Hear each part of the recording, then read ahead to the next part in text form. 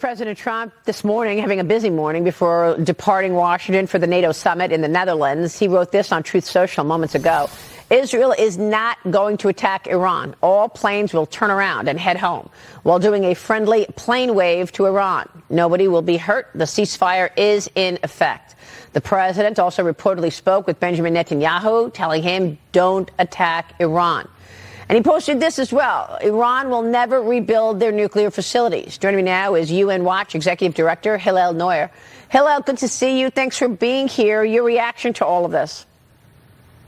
Look, the latest dispute that's happening right now is just a sideshow. Tehran knows that they lost big. The United States, President Trump, destroyed their nuclear facilities.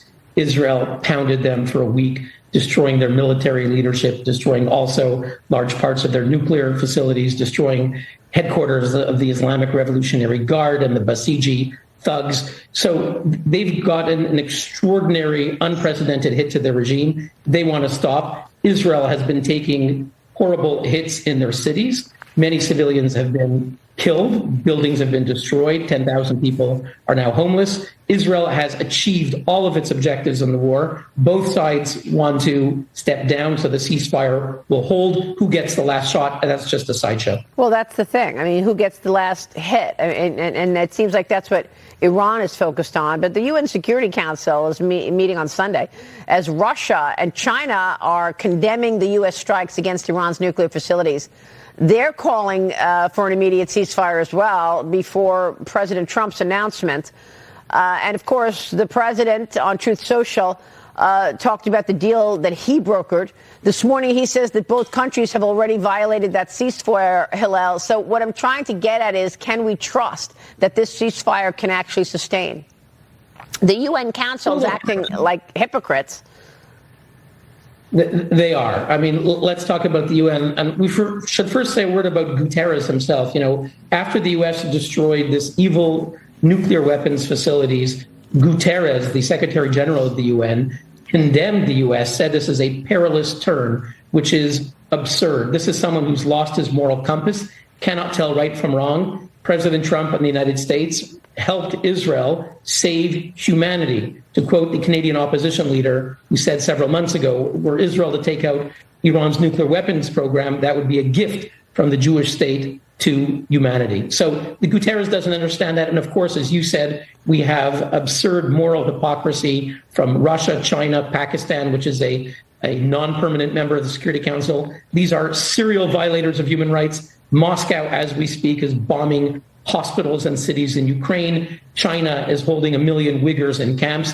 They don't give a darn about anyone in the Middle East. It's just about attacking the U.S. And of course, the UN has shown it's irrelevant. It's President Trump himself who's achieved basically the ceasefire, which I expect will take hold within the next day or so. So, I mean, the consequences for peace are just staggering. It's amazing what has taken place here in the last week. Do you expect that we actually could get to a place of peace? I think it's really notable that we haven't heard from any of the proxies, haven't heard from Hezbollah. The IDF struck Hezbollah military sites in Lebanon yesterday, along with weapon storage facilities. Experts are pointing out Iran's proxy forces have been massively degraded in the past few years. But even after the U.S. took out those 3 nuclear sites, you didn't hear a peep from any of those groups either.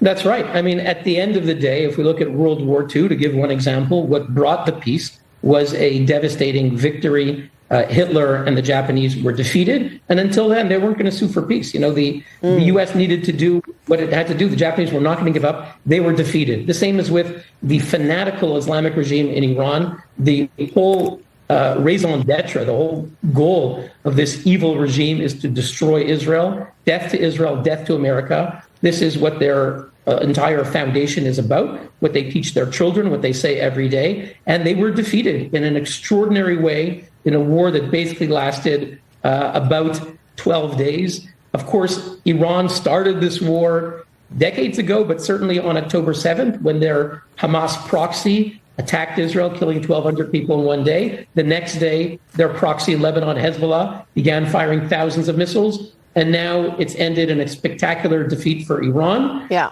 Of course, the enemies of Israel are not going to give up, but I think the U.S. and Israel are extraordinarily satisfied at the results of this past week and a half. Well, the New York Times writing this, even as its proxies were being degraded, Iran appeared reluctant to entangle itself in any direct confrontation with Israel to support those groups. The decision cost Iran its credibility.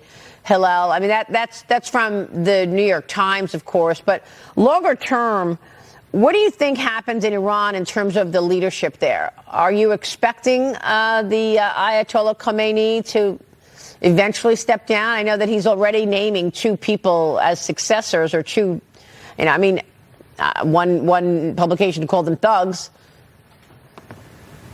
Look, he's 86 years old, and he seems to be out of touch. Yahya Sinwar, when he launched the October 7th attack, this is an Iranian proxy, he thought this would lead to the destruction of Israel, and indeed that's what Khamenei thought, and they were wrong. They read reality wrong, and now they've been humiliated. They spent $1 trillion on these nuclear weapons facilities. So if you're an Iranian hard worker and your taxes are going for something that's been turned into dust, something that's destructive, your money is going to the Iranian proxies, which, as you indicated, have basically been silenced. They were not active in this war of the past 10 years or so. So I think the Iranian people certainly have the will to overturn this regime. The question is, do they have the capacity? The regime still has the guns, and I'm concerned that they may begin taking revenge and doing a brutal crackdown on innocent people, human rights activists who are in prison. Very concerned about that. Yeah, well, I think that's what they started to do already, and they tried to shut down the internet as well, so people could not get information at all. Real quick, we've got to jump, Hillel, but do you think the U.S.'s leadership in all of this has further reaching consequences, like to pressure Russia into stopping its assault on Ukraine, to pressure China to step back and stop the consistent undermining of the United States?